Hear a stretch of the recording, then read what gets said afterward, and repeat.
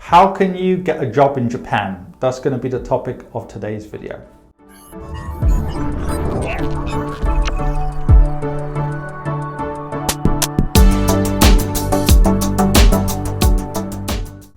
So I'm going to talk about some of the options for living and working in Japan on this video and some of the positives and negatives of each. So number one is you can get a transfer from your existing company.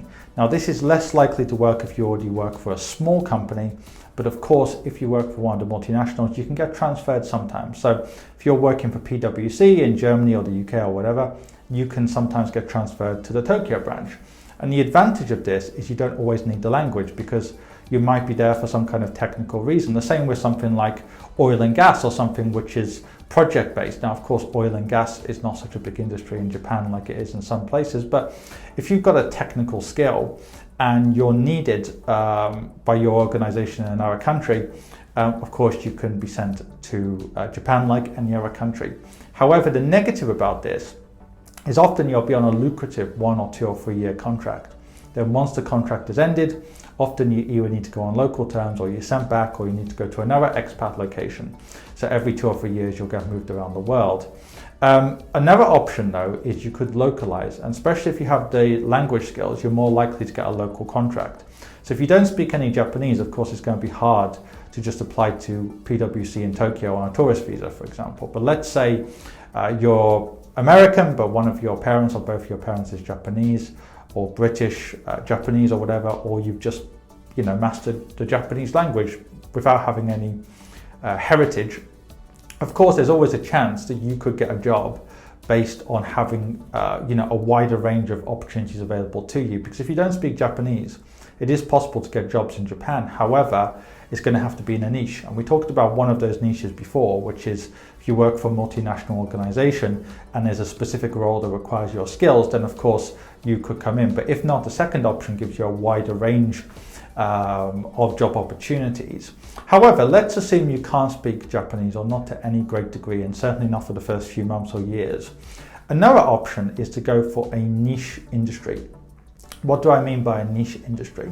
For example, there are companies in Japan who maybe are looking for English and Chinese speakers to, show potential Chinese buyers of real estate or Western buyers of real estate, international investors around the property. Or there are many firms who are targeting expats. Well, not many, but obviously there are some firms who are targeting expats. That could be expat bars, it could be people like, myself even. I mean, I don't focus on Japan as a country, but I'm a worldwide wealth management specialist who, 70% of my clients are expats from around the world. Obviously me, if I was targeting the Japanese market specifically, which I'm not because it's a worldwide model, I would actually want some of the people to work for me to be foreigners, and I wouldn't really care about their Japanese language skills because it's a niche. Or maybe a law firm that specializes in dealing with non-Japanese people, regardless of whether that's Chinese or Korean or British or whatever, who get into problems in Japan. I think it's more likely you'll get a higher number of opportunities if you already speak 2 or 3 languages.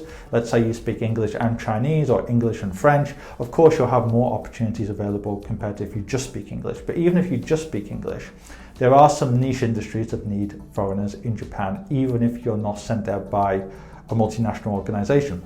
Those niches tend to be either hospitality related, so some of the 5-star hotels occasionally need people who have got a specific skill and don't necessarily speak the local language to any great degree. That could be something like financial services, legal services, which are tailored to expats, those small number of firms, less than 1% of the firms who do that.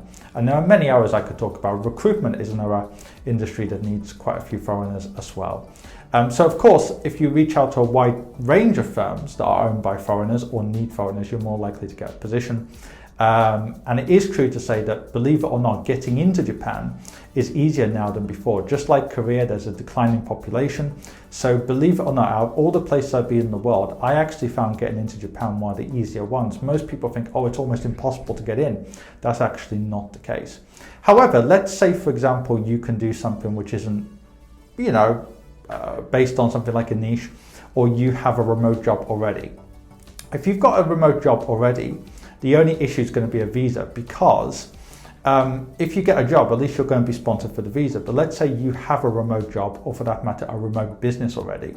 You can't realistically, legally live in Japan, long term at least, on a tourist visa. Yes, you can come in for 60 days just to visit and do your work in the hotel, whatever. But if you want to stay for years, it's not realistic to come on a tourist visa and keep going in and out. So in that case, you have a number of options.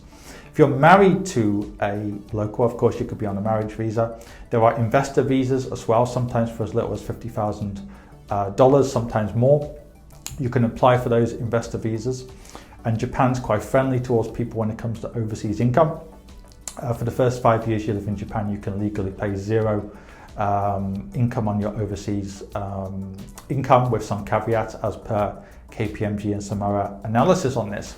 So if you're a remote person, you can absolutely live in Japan, but you have to find a way of doing it legally and properly, and there's 2 or 3 different avenues for that.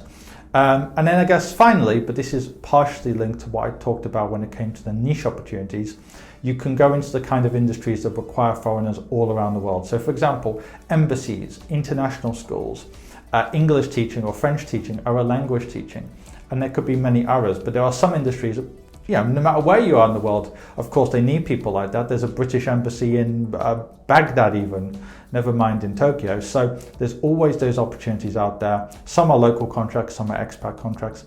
So don't believe anyone who says you can't live and work in Japan without having high Japanese language ability or without having a lot of capital. It is absolutely possible. You just have less options out there.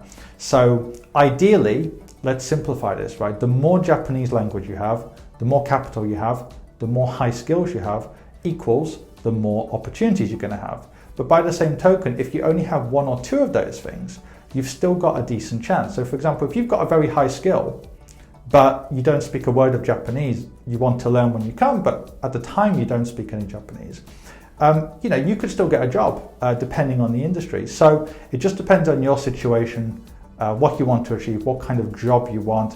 What's going to be much more difficult is if you've got a very specific idea in mind, like, I don't know, you want to work in the, entertainment industry without any Japanese. That's going to be much more difficult, even more niche, of course. But if you're not overly picky, or you're already in a job or business that is working for you, you've got those specific skills, of course you can live and work in Japan. How can I help you? In 2 ways. First of all, are you an expat, a high net wealth individual, or just somebody who lives in a part of the world where it's difficult to get access to quality investment solutions? In which case, go onto my website on adamfayed.com and find out more. If you don't fit into any of those categories, then in which case there's a range of free material on my website, on this YouTube channel, and indeed on my Quora, where I get over 200 or have received over 231 million views in the last few years. And finally, if you want to actually read my thoughts in more detail, go onto Amazon and find my book on there.